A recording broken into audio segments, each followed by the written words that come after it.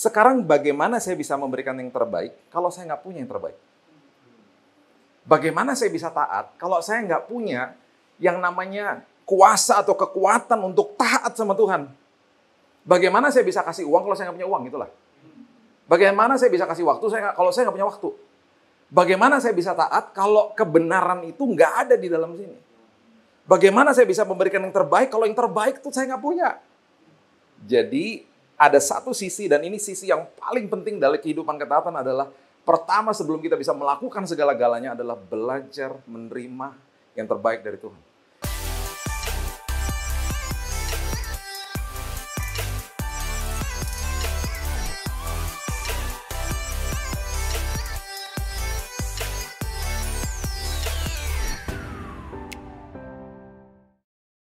Shalom.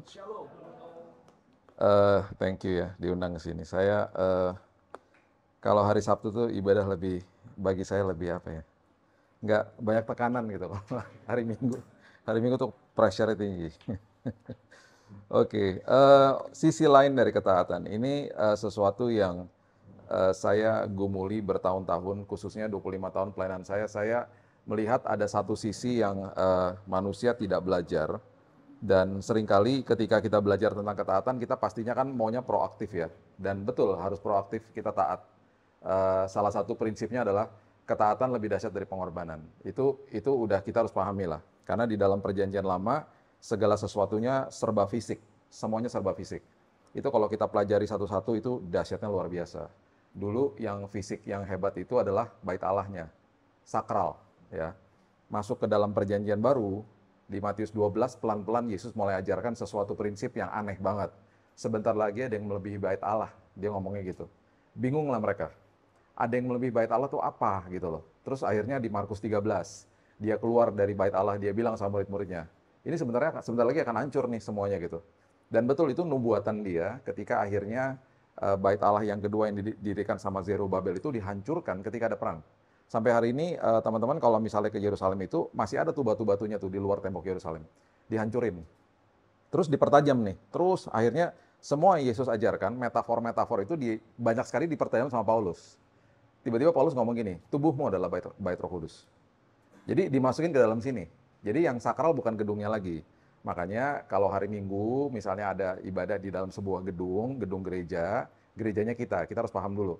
Ya, gerejanya kita. Makanya waktu tahun 2020, ketika orang-orang bilang gereja ditutup, saya bilang bukan ditutup lah, itu gedungnya yang ditutup. Gereja sih nggak bisa ditutup lah. Gerejanya kita soalnya, ya eklesia, orang-orang yang panggil keluar.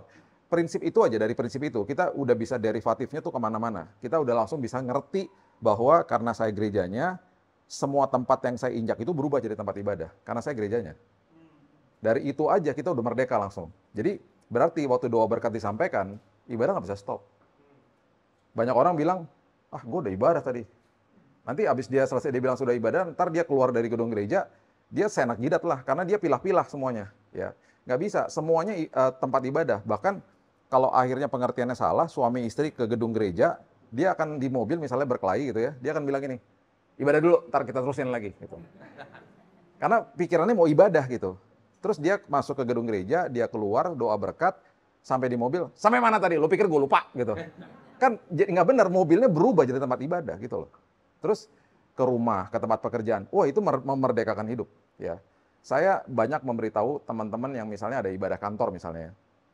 Dari itu aja, mereka kalau mengerti prinsip kebenaran, pada awalnya Tuhan menciptakan bumi dan langit, kemudian di Kejadian 2 ayat 5, Tuhan nggak pernah kasih gereja loh di awal. Nggak ada gereja di awal. Tuhan kasih marketplace justru ke manusia.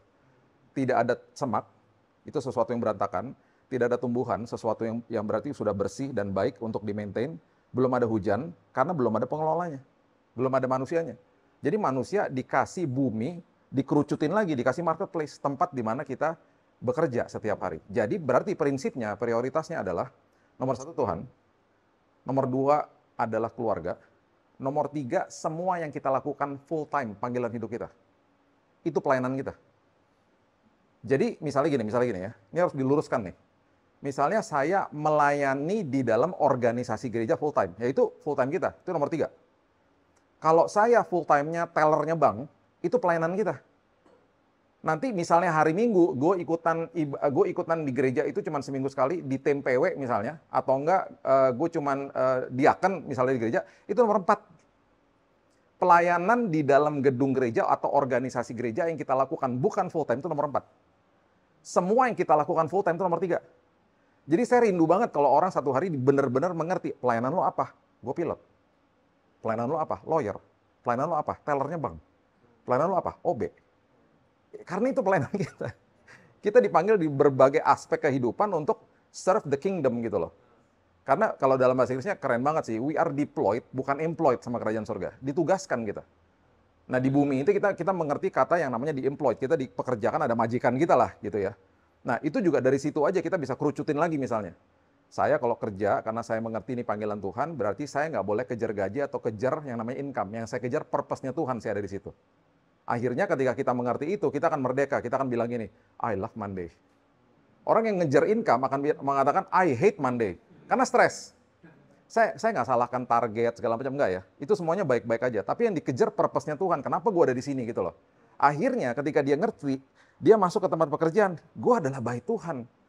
Tindakan perkataan gue nih betul-betul harus mengkolonisasi bumi, menularkan budaya kerajaan sorga dimanapun gue berada. Itu dari prinsip itu aja, udah merdeka kita. Dan itu banyak sekali akhirnya pengertian yang akhirnya kita hidup ini berpikir bahwa, oh iya ya, hidup gue ternyata beda banget karena semuanya dimasukin sini sama Yesus. Dulu pengorbanan, terus mulai tuh ada transisinya tuh, 1 Samuel 15 ayat 22, Hosea 6 ayat 6, mulai dikatakan pengorbanan gak ada artinya tanpa ketaatan. Pelan-pelan tuh, transisi terus akhirnya masuk ke perjanjian baru. Dulu yang sakral Sabat, tata ibadah, dimentahin sama Yesus. Dia buat mujizat di hari Sabat. Ya kan? Jadi Sabat tuh apa? Sabat tuh berarti kita ini setiap hari harus paham pikiran dan hati kita masuk ke dalam perhentian Tuhan. Into rest with Him. Gitu loh. Itu Sabat yang sebenarnya. Jadi berarti yang namanya agama, denominasi, sinode, dan lain sebagainya itu kan ciptakan manusia. Hormati. Jangan dikultuskan. Hamba Tuhan juga nggak boleh dikultuskan. Kita ini hanya penyampai kabar keselamatan, bukan mediator. Dulu imam besar mediator. Terus ada Yesus, mediator agung. Udah selesai, udah. Hamba Tuhan penyampai kabar keselamatan, kabar bahagia. Udah selesai, that's it. Jangan dikultuskan. Yang dikejar Yesusnya. Ya. Jadi semuanya dimasukin ke sini. Nah, sekarang gini. Kita terus diajarin nih, ayo taat. Betul harus taat, dalam segala hal taat. Tapi sekarang gini, kita didengungkan dari atas mimbar. Ayo berikan yang terbaik. Sekarang bagaimana saya bisa memberikan yang terbaik kalau saya nggak punya yang terbaik? Bagaimana saya bisa taat kalau saya nggak punya yang namanya kuasa atau kekuatan untuk taat sama Tuhan? Bagaimana saya bisa kasih uang kalau saya nggak punya uang? Itulah. Bagaimana saya bisa kasih waktu kalau saya nggak punya waktu? Bagaimana saya bisa taat kalau kebenaran itu nggak ada di dalam sini? Bagaimana saya bisa memberikan yang terbaik kalau yang terbaik itu saya nggak punya? Jadi ada satu sisi, dan ini sisi yang paling penting dari kehidupan ketaatan adalah pertama sebelum kita bisa melakukan segala-galanya adalah belajar menerima yang terbaik dari Tuhan. Itu format ketaatan yang nggak pernah dipelajari. Karena di dalam ranahnya agama, kita terjebak untuk melakukan ini, itu, dan lain sebagainya untuk akhirnya kita berpikir untuk dilayakkan sama Tuhan bahkan. Saya mau beritahu hari ini. Karena Yesus sudah memeteraikan dengan kata sudah selesai. Berarti hari ini kita hidup taat karena kita sudah dilayakkan. Bukan untuk dilayakkan. Selesai udah. Jadi waktu kita terima Yesus sebagai juru selamat, itu proses namanya justification, kita dibenarkan. Kita dikasih meterai sama dia. Kamu anak ya, kamu sekarang ahli waris. Kamu adalah orang yang punya hak penuh atas semua janji Tuhan. Proses kedua, sekarang kita semua ini. Sanctification. Sanctification berarti kita sekarang ini sedang sekolah kehidupan. Pembaharuan budi. Karena waktu kita lahir baru, waktu saya lahir baru, waktu kita lahir baru, yang lahir baru rohnya. Jiwa sama tubuhnya in progress. Tubuhnya nanti dapat tubuh mulia. Jiwanya yang di dalamnya ada pikiran, ada kehendak, ada emosi, ada perasaan in progress. Waktu saya lahir baru tahun 98, jiwa saya udah penuh sampah. Terus hari-hari ini tanpa saya sadari, kita juga sama aja. Kita juga melihat dan mendengar sampah karena kita tinggal di dalam dunia yang sudah gelap. Makanya sama seperti Lot, 2 Petrus 2 ayat 7-8. Lot itu orang yang benar, tetapi karena setiap hari melihat dan mendengar perbuatan mereka yang jahat, dan dia tinggal di tengah-tengah mereka, jiwanya yang benar tersiksa. Sama kita juga gitu. Penglihatan dan pendengaran kita melihat hal-hal yang gelap di dalam dunia ini. Itu sebabnya jiwa kita kalau nggak dijaga, kalau nggak sekolah kehidupan, kalau nggak pembaharuan budi tersiksa. gitu loh. Akhirnya, aduh gimana ya? Akhirnya nggak nikmati perjalanan sama Tuhan. Itu prinsip dasarnya. Ya. Kemarin saya 1 minggu ada di kota, nggak seminggu lah. Seminggu perjalanan saya, tapi saya ada 5 hari itu di kota Batu Malang. Ada seminar hamba Tuhan. Dan di hari-hari yang sama juga saya lagi bagi waktu karena kesana kesini. Yang ini lebih kalau hamba Tuhan tuh ya kita belajar teologi lah ya biasanya. Yang ini nih satunya lagi, ini seminar sama orang tua tentang mental health. Saya mau nangis. Saya betul-betul mau nangis waktu seminar itu. Orang tua datang, malamnya KKR sama anak-anaknya. Waktu saya suruh angkat tangan ya, saya bilang sama mereka nggak boleh buka mata ya. 1/4 dari mereka angkat tangan karena mereka pernah sexually molested sama orang tuanya. Dilecehkan secara seksual. Terus orang tuanya yang hadir pada malam hari itu ketika disuruh peluk anaknya, terjadilah rekonsiliasi yang luar biasa. Nah, orang berpikir bahwa, oh itu anak-anak seperti begitu Pak, kena mental health. Enak aja. Mental health itu berarti gangguan atas jiwa kita. Semua kita pernah terganggu jiwanya. Jadi jangan pernah berpikir kalau ada orang yang tiba-tiba agak aneh itu mental health lah. Gue sih kagak mental health, dia tuh mental health. Enak aja, semuanya kita pernah terganggu. Sama aja semua kita pernah sakit flu kan. Tubuhnya pernah sakit, mentalnya juga pernah sakit. Tetapi beda-beda aja. Ada yang gampang khawatir. Mental health yang nomor 1 di dunia, kekhawatiran, anxiety. Emang gak ada yang pernah khawatir sini? Ya. Udah khawatir udah mental health tuh berarti kan. Jadi khawatir misalnya. Terus gampang ketakutan misalnya. Ya kan, gak percaya. Terus cepat asumsi sama orang lain. Cepat dendam misalnya. Terus cepat banget nyimpan kesalahan orang lain. Itu mental health loh. Yang kita terima dari masa lalu atau rumah kita. Makanya home atau rumah itu is the most important place di dunia ini. Itu sebabnya yang kita perlu mengerti adalah sekarang ini ketika kita mengalami sekolah kehidupan, tiap hari ini kita in progress nih sekolah kehidupan sampai Yesus datang.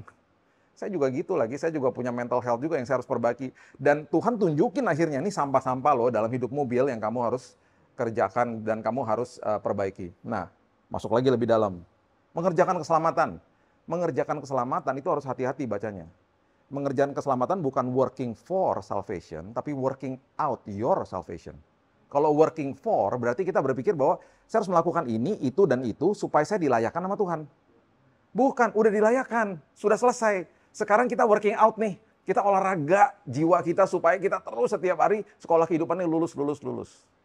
Saya salah satu biasanya orang yang kasih tahu kita lulus tuh yang validasi orang terdekat biasanya.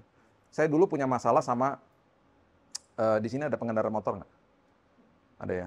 Di sini pasti pengendara motornya sopan-sopan lah. Di Jabodetabek ini ada 18 juta motor. Ya, saya ngobrol-ngobrol sama teman di Polda, mereka katakan 5-10 orang meninggal tiap hari. Tiap hari. Di pelosok Jabodetabek lah. Mau dia salah, mau nggak, kesenggol dan lain sebagainya.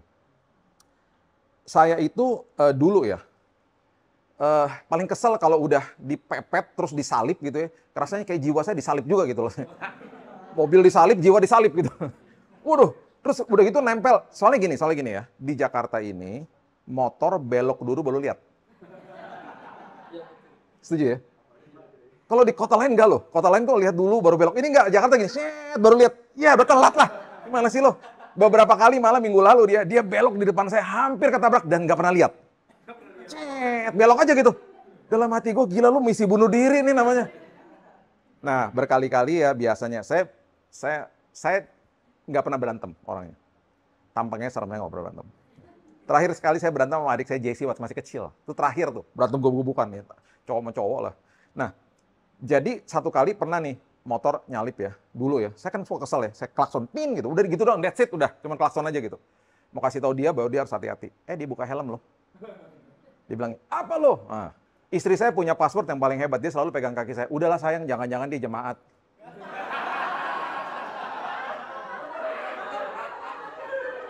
Setiap kali dia bilang itu jemaat, saya langsung luluh loh hati saya.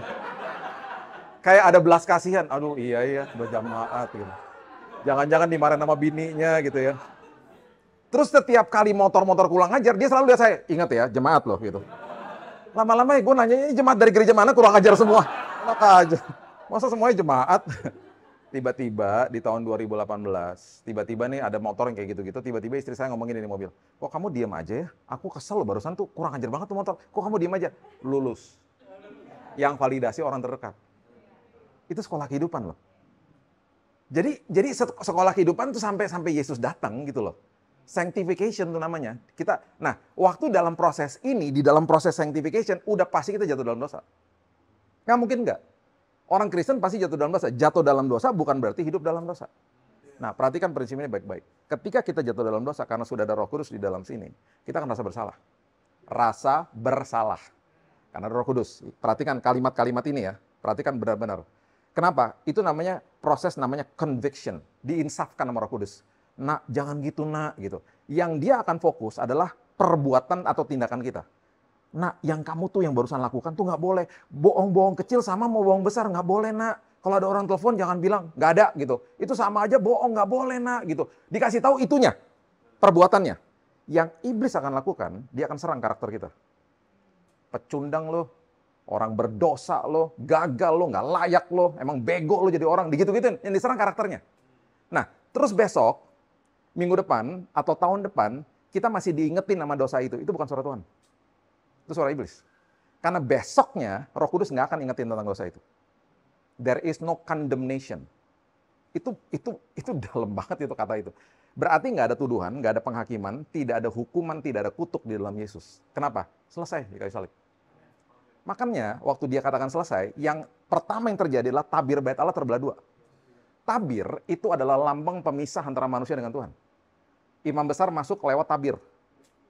Masuk ke dalam ruang Roh Kudus di dalam hari pendamaian setahun sekali di zaman itu. Makanya waktu dia katakan selesai, tabir bait Allah terbelah dua, jangan dijahit lagi tabirnya. Sama orang dijahit lagi, sama pemberita firman dijahit-jahit lagi, jemaat jadi pada ketakutan. Oh, Tuhan masih murka sama saya, Tuhan masih berseberangan sama saya. Tuhan nggak gitu. Nah itu akhirnya gara-gara prinsip ini kita nggak belajar terima yang terbaik. Padahal tiap hari itu dia kasih tahu sama kita, aku sayang banget sama kamu nak. I love you to the end, and saya sangat mengasihi kamu tanpa kondisi. Itu tiap hari loh. Ada buktinya, bentar saya kasih. Luar biasa, di dalam alam roh kita tuh sedang terjadi setiap hari seperti itu. Dan kita rugi kalau kita nggak terima itu. Ya, oke, jadi ketika kita mengerti itu, akhirnya yang Petrus katakan di 2 Petrus, dia katakan begini, bertumbuhlah supaya kamu nggak tersesat, supaya kamu tidak kehilangan pegangan, bertumbuhlah di dalam kasih karunia. Nggak ada Injil yang lain. Bertumbuhlah di dalam kasih karunia. Belajarlah kasih karunia Kristus. Karena disitulah kamu akan mengenal dia. Pengenalan akan dia. Kamu kenal siapa dia, kamu tahu siapa dia, kamu nikmati perjalanan sama dia. You enjoy walking with him. Walaupun ada masalah, kamu tersenyum. Saya terbaring sakit, divonis mati 3 bulan, pasti udah dengar kesaksian saya. Saya udahlah 3 bulan lagi, ya udah matilah 3 bulan. Teman-teman saya masuk ke kamar rumah sakit, ngeliatin saya, tubuh saya udah penuh dengan kanker, semuanya nangis karena saya udah cungkring, udah kayak tengkorak. Terus mereka bilang gini, beberapa mereka bilang begini, Bill, lu kok semangat banget Bill? Saya bilang gini, gue gak tahu kenapa. Lu kok udah damai Bill? Gue gak tahu. Yang gue tahu ini setiap hari gue terima kebaikan Tuhan, gue bilang Tuhan engkau dahsyat bagiku. Jadi setiap hari saya semangat, setiap hari saya tersenyum. Bahkan teman saya WhatsAppin saya, bukan orang percaya. Dia ngobrol, terus saya bilang gini, iya gue divonis mati nih, bla bla bla gitu-gitu ya. Terus tiba-tiba udah ngomong gini di WhatsApp ya, Bill, lu kok kayaknya dari tadi penuh damai nih WhatsApp-nya. Terus dia bilang gini, gue gak pernah tuh punya damai kayak gitu, pakai kata damai lagi.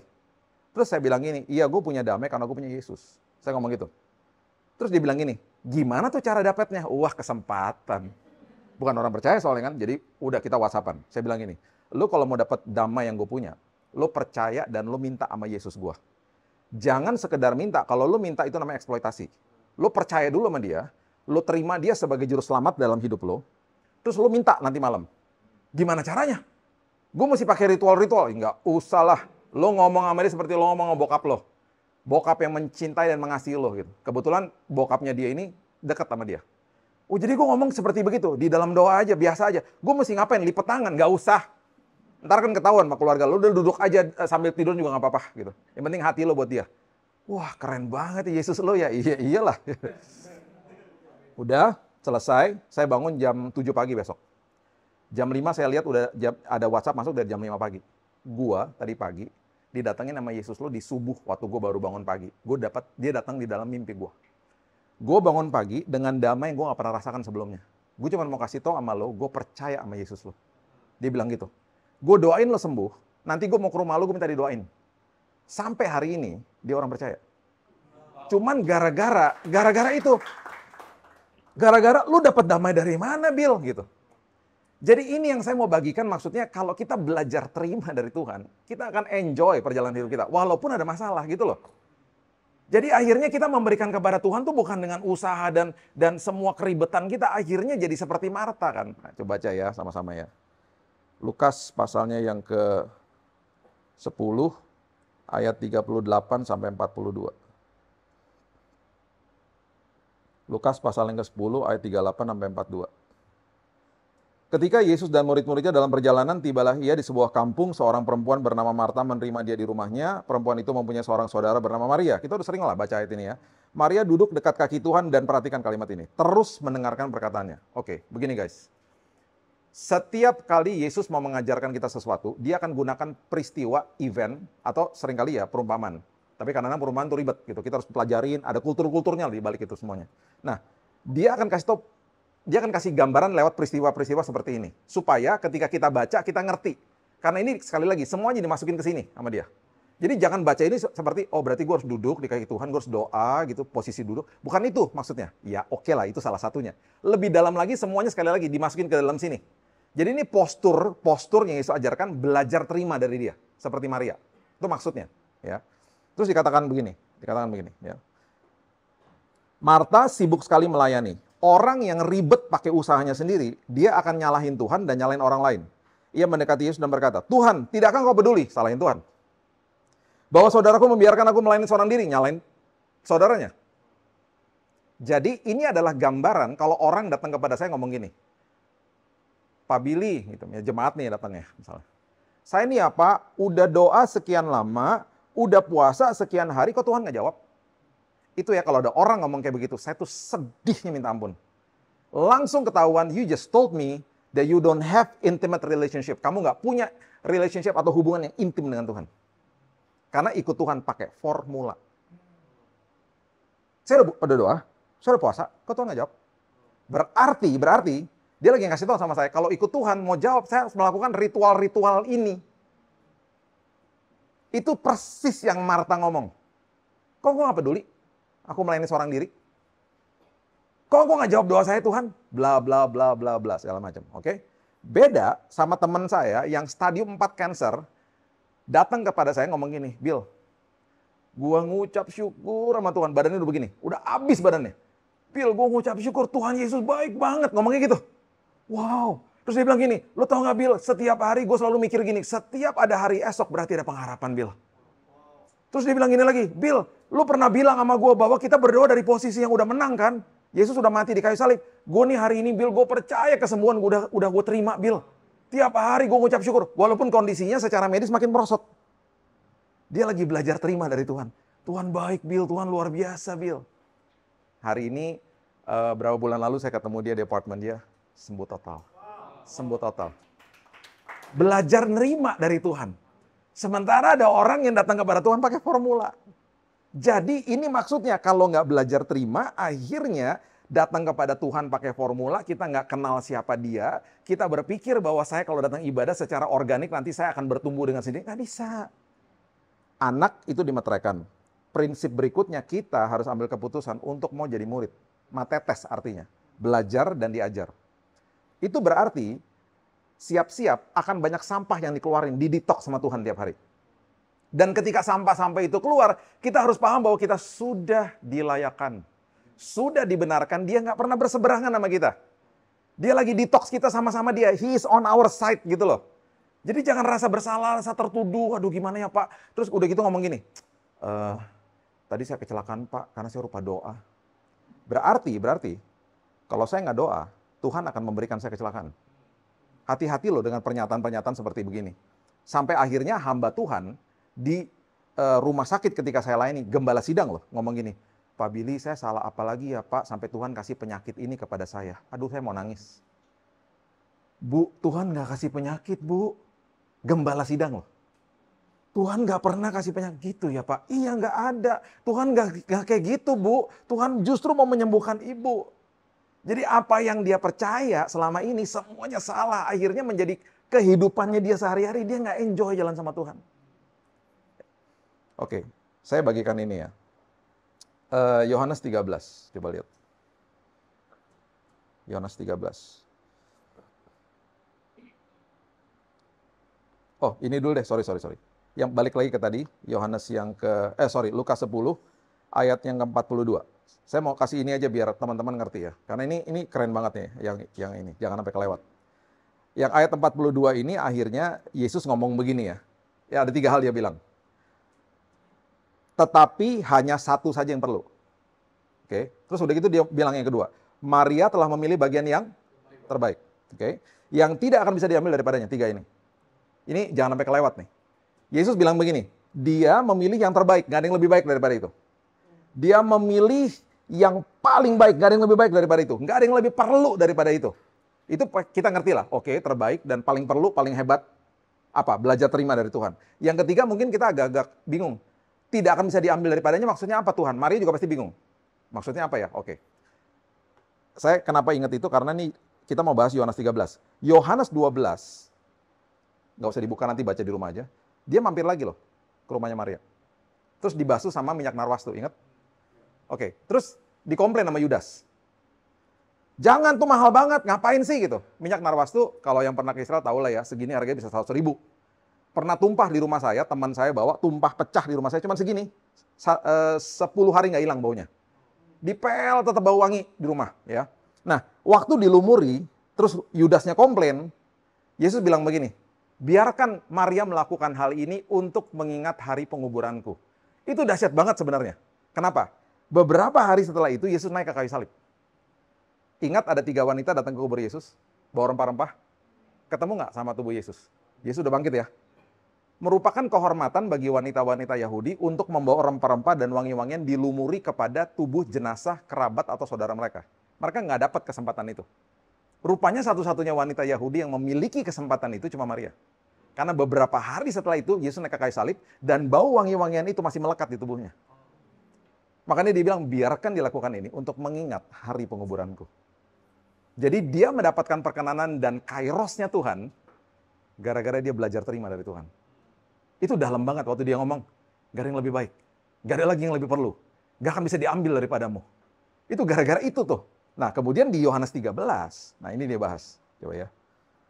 Ini saya tutup sama ini ya, supaya teman-teman ngerti semuanya. Kita mulai dari ayat yang keempat dulu, Yohanes 13. Saya bacain dulu, ya. Saya kasih pelajarannya dulu, singkat aja. Nanti kita tutup sama ayat 5, saya kasih bahasa aslinya. Ya. Yohanes 13 ayat 4. Sekali lagi, Yesus menggunakan metafor, Yesus menggunakan event, Yesus menggunakan peristiwa, supaya nanti kalau kita belajar, kita ingat firman ini, kita ingat tentang momen ini nih. Karena dia ngasih taunya juga lewat perbuatan tindakannya dia, yang agak aneh waktu saat itu. Lalu bangunlah Yesus dan menanggalkan jubahnya. Ia mengambil sehelai kain lenan itu ada artinya kain lenan.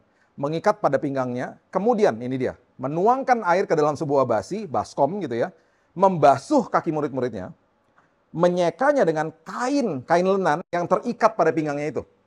Oke. Apa yang dibasuh, apa yang diseka? Kaki. Kaki itu bagian yang paling kotor saat itu. Saat itu nggak ada Converse, nggak ada Vans, nggak ada Adidas. Ya, yang ada kasut. Ya, kakinya terekspos sama debu.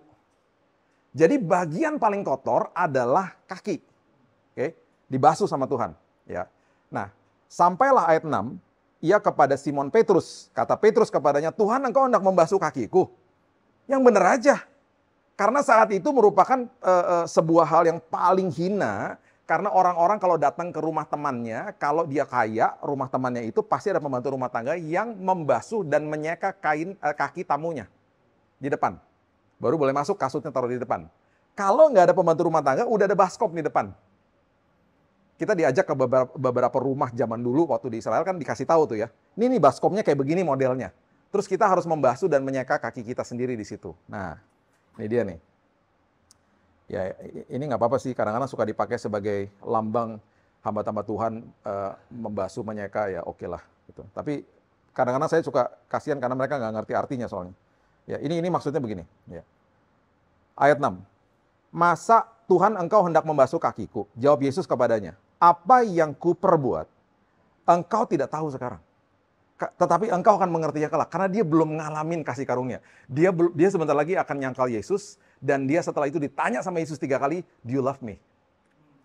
Dia akan ngalamin kasih karunia sampai-sampai dia menulis di 2 Petrus, kalau kamu nggak mau tersesat dan tidak mau kehilangan pegangan, bertumbuhlah di dalam kasih karunia. Because I have experienced that. Jadi Yesus bilang, kamu belum ngerti, nanti kamu ngerti. Cuman teman-teman di sini hari ini semuanya pasti ngerti ya. Jangan sampai Roh Kudus bilang gini, nanti aja ngertinya, jangan hari ini. Enggak. Kita ngerti hari ini ya. Yohanes 13 ayat 8. Kata Petrus kepadanya, engkau tidak akan membasuh kakiku sampai selama-lamanya. Enak aja. Gak layaklah saya, masa engkau membasuh kakiku gitu loh. Itu adalah pernyataan banyak orang Kristen. Masa sih Tuhan saya udah dilayakkan? Kan saya harus melakukan ini, itu supaya dilayakkan Tuhan. Itu masih pemikiran orang Kristen. Masa sih Tuhan? Gitu ya. Jawab Yesus, jikalau aku tidak membasuh engkau. Perhatikan ini. Engkau tidak mendapat bagian di dalam aku.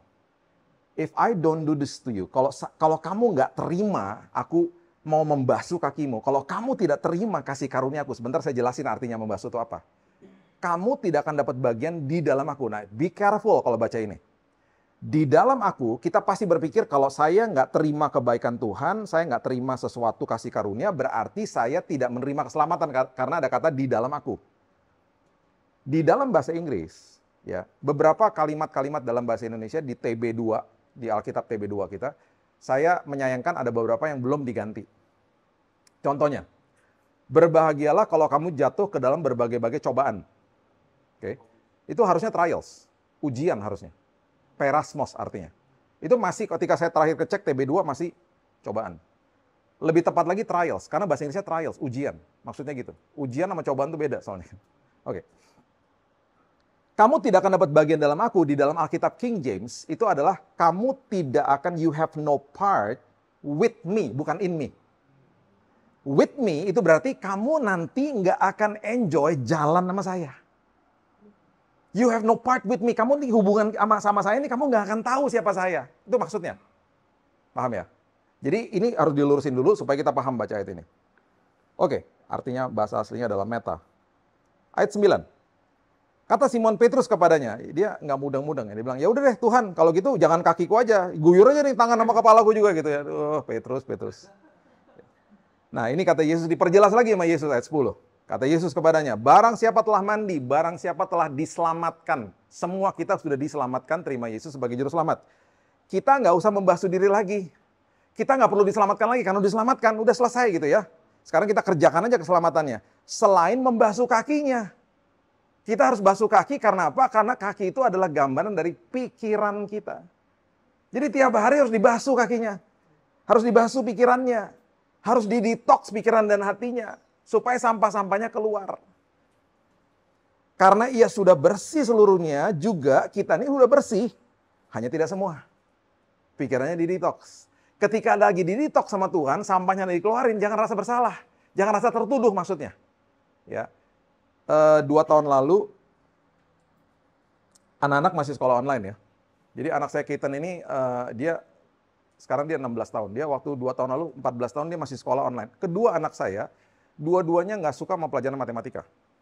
Mereka pernah nanya gini sama saya, siapa sih yang ciptain matematika? Kurang kerjaan.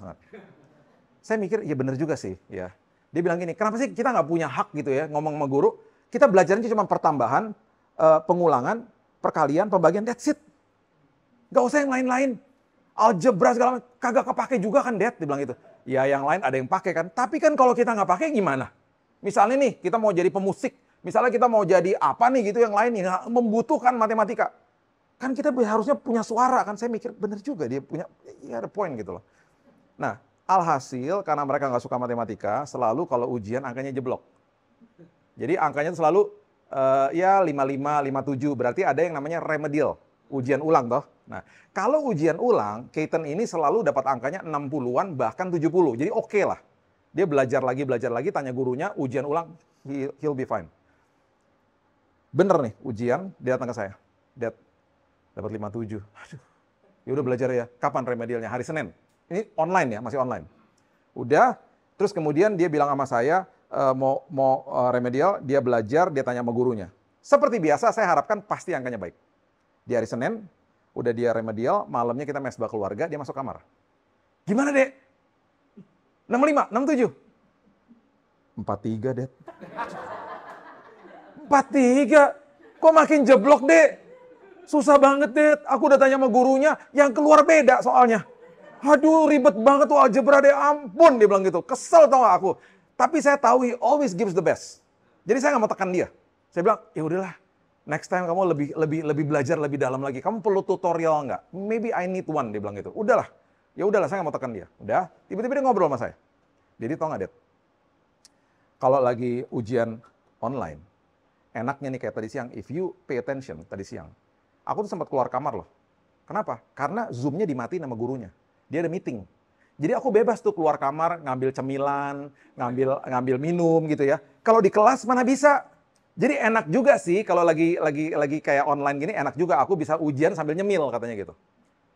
Terus saya nangkepnya beda, saya bilang gini, tunggu. Gurunya matiin Zoom. Oke, kamu kenapa nggak buka buku, Dek? Itu otomatis loh keluar dari saya. Kenapa kamu nggak buka buku? Dia bilang, nggak boleh dong, namanya juga ujian. Terus saya bilang gini, siapa bilang nggak boleh? Kalau gurunya matiin Zoom, itu berarti dia lagi kasih kode sama kamu, baru buka buku. Kenapa saya ngomong begitu? Karena dulu waktu saya masih sekolah, saya jagoan nyontek. Saya anak budek nih, nggak jauh dari sini. Saya bilang, kenapa kamu nggak buka buku? Dia nggak boleh, Dad. Saya nggak puas. Tunggu. Waktu gurunya sebelum matiin Zoom, emang dia ngomong, anak-anak, Miss mau matikan Zoom karena ada meeting, anak-anak jujur loh. Nggak boleh buka buku. Emang ini Miss yang ngomong gitu? Enggak. Ya itu berarti kode keras, Dek. Kamu hidup jangan terlalu naif dong. Kalau kamu naif, kamu jadi rugi sendiri. Kalau kamu buka buku, kamu dapat 80. Hamba Tuhan loh ngomong gitu. Lain kali gini deh, lain kali gini. Kalau kejadian kayak gitu lagi, panggil Dedi. Dedi yang bukain deh bukunya. Please deh. Saya kesal banget gitu loh. Dia tetap bersikeras, nggak boleh, dia bilang gitu. Oke, saya nggak puas. Minggu depannya pengambilan raport online kan. Saya bilang sama istri saya, udah aku aja yang ngomong sama gurunya. Saya tanya sama gurunya, Miss gini Miss, waktu minggu lalu pas remedial Miss ya, kan Miss matiin Zoom kan. Itu kalau Miss matikan Zoom, terus nggak ada pemberitahuan ke anak-anak, berarti kalau sampai ada anak-anak yang buka buku, berarti sah-sah aja dong Miss. Ya nggak boleh lah Pak, namanya juga ujian, dia bilang gitu. Oke, tapi kan Miss nggak kasih tahu sama mereka. Ya kita nggak perlu kasih tahu Pak, ini kan sekolah Kristen.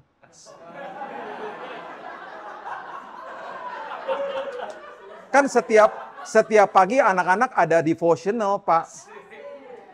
Dan saya sebagai guru udah menganggap mereka punya integritas.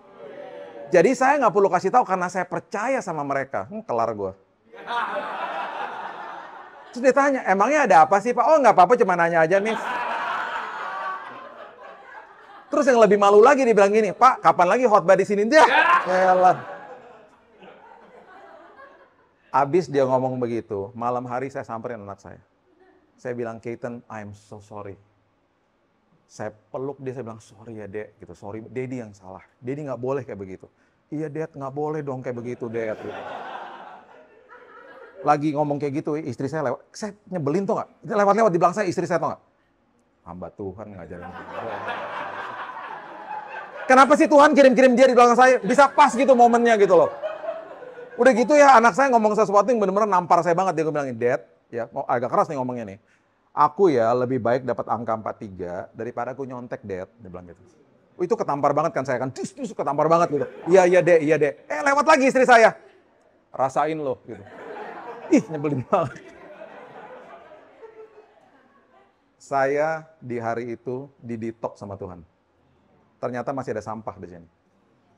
Terus hari itu Roh Kudus bilang gini, nggak peduli Bill, kamu udah pelayanan 25 tahun lah, kamu udah kesana kesini, nggak peduli. Secara umur di dalam aspek kehidupan ini dia lebih dewasa dari kamu. Bertumbuhlah di dalam kasih karunia. Nah, karena saya bertumbuh di dalam kasih karunia, saya merasa bersalah cuma saat itu doang. Besoknya I beat myself up, no. Besoknya saya ngerasa saya tertuduh, enggak. Saya bilang thank you ya Tuhan, dan saya ngerasain kasih Tuhan yang luar biasa merangkul aku. Karena belajar terima kan, karena dia nggak berseberangan sama kita kan. Gitu. Jadi itu maksudnya Yesus katakan begitu. Nah, coba lihat, saya bagikan 2 ayat ini lagi. Kejadian 3 ayat 14. Kejadian 3 ayat 14. Coba lihat. Lalu berfirmanlah Tuhan Allah kepada ular itu, karena engkau berbuat demikian, terkutuklah engkau di antara segala ternak, di antara segala binatang hutan, dengan perutmu lah engkau akan menjalar. Perhatikan kalimat ini, debu tanahlah akan kau makan seumur, makanan daripada iblis toh. Oke, ini kembali lagi ya, ini semuanya metafor dimasukin ke dalam kehidupan rohani manusia. Sekarang lihat, siapa debu tanah? Baca Kejadian 2 ayat 7. Kejadian 2 ayat 7. Ketika itulah ya, Tuhan Allah membentuk manusia itu dari debu tanah. Mengembuskan nafas kehidup dalam hidungnya, demikian manusia itu menjadi makhluk yang hidup. Debu tanah. Iblis makan debu tanah. Kita dibuat dari debu. Kita, mangsanya dia, incaran dia tiap hari. Yang diincar apanya? Pikirannya. Makanya dikatakan begini, dia berjalan keliling seperti singa, bukan singa. Belaga jadi singa untuk nakut-nakutin kita. Mencari orang yang dapat ditelan. Berarti ada orang-orang yang tidak dapat ditelan. Orang-orang yang tidak dapat ditelan sama kebohongannya dia siapa? Sebentar saya kasih tahu ayat 5. Ya. Nah, ketika kita mengerti prinsip ini, kita juga harus paham bahwa tiap hari iblis nggak punya tanggal merah. Dia nggak lebaran, dia nggak natalan. Tiap hari dia menuduh, dia mematahkan semangat, dia membohongi, dan dia menuduh.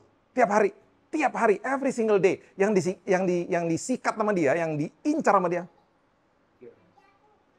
Makanya the mind is a battlefield. Ketika pikiran kita salah, pengertian kita salah kepada Tuhan, kita nggak enjoy jalan sama Tuhan. Dan ironis sekali, yang diserang cuma ini. Karena cuma itu yang dia dapat akses dari Tuhan. Yang lain dia nggak punya akses. Jadi tiap hari dia rajin banget. Satu hal ya, yang perlu kita mengerti tentang karakternya dia. Dia sangat sabar. Dia sangat-sangat sabar. Hari ini nggak berhasil, dia bilang ini, oke, masih ada hari besok. Terus dikasih pelan-pelan. Terus udah gitu akhirnya manusia nggak ngucap syukur. Lama-lama akhirnya bles jatuh dalam dosa. Ya, oke. Saya tutup sama ayat 5 supaya kita ngerti. Sekarang setelah kita baca ini semuanya, ini arti daripada ayat 5. Dikatakan begini. Kemudian Yesus menuangkan air ke dalam sebuah basi, membasuh kaki murid-muridnya. Oke? Sekali lagi, Yesus masukin semua peristiwa ini ke dalam kehidupan rohani kita. Membasuh itu artinya nipto. Dalam bahasa Yunani berarti dilakukan sama dia tiap hari, present continuous tense. Nipto itu artinya itu. Dilakukan tiap hari sama dia. Oke? Kemudian dia menyeka itu artinya ekmaso. Ekmaso dalam bahasa Greek itu artinya dia melindungi pikiran kita, dia menjaga pikiran kita dari semua kebohongan iblis. Ya, itu arti kata menyeka. Dengan apa diseka? Kain. Kain apa? Kain lenan. Kain lenan artinya leption. Leption artinya righteousness. Jadi kalau saya rangkumkan tiap hari ya, tidak ada habisnya dia datang kepada kita, di dalam pikiran kita dia bilang gini, nak, aku sudah layakkan kamu, aku sudah benarkan kamu, aku mau melindungi pikiranmu nak dari semua kebohongan iblis. Dan aku basuh pikiranmu nak dengan kebenaran karena aku sudah layakkan dan sudah benarkan kamu. Every single day. Kalau kita terima itu tiap hari, merdeka kita.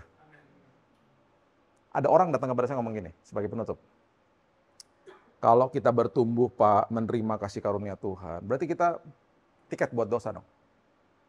Saya balikin gini, kalau kamu masih punya pernyataan seperti begitu, berarti kamu pun belum mengalami kebaikan Tuhan. Saya kasih contoh ini.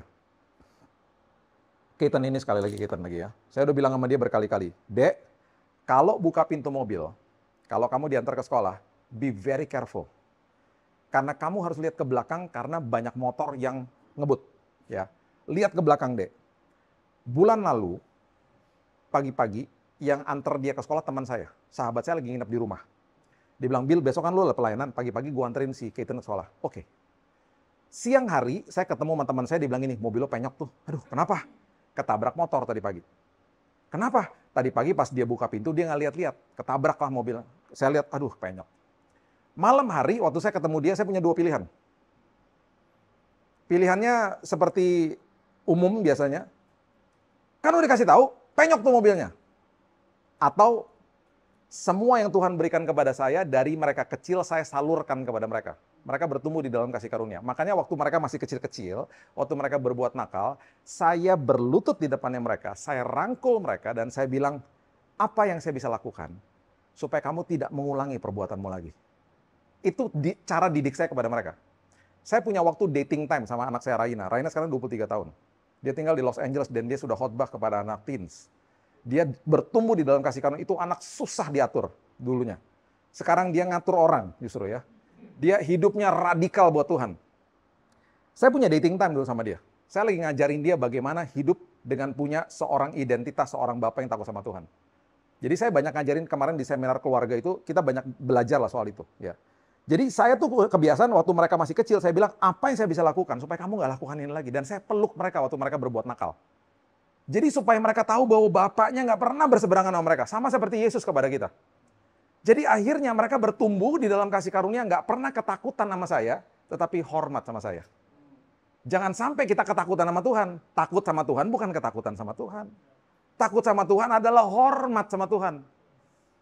Fear of God artinya reverent to Him gitu loh.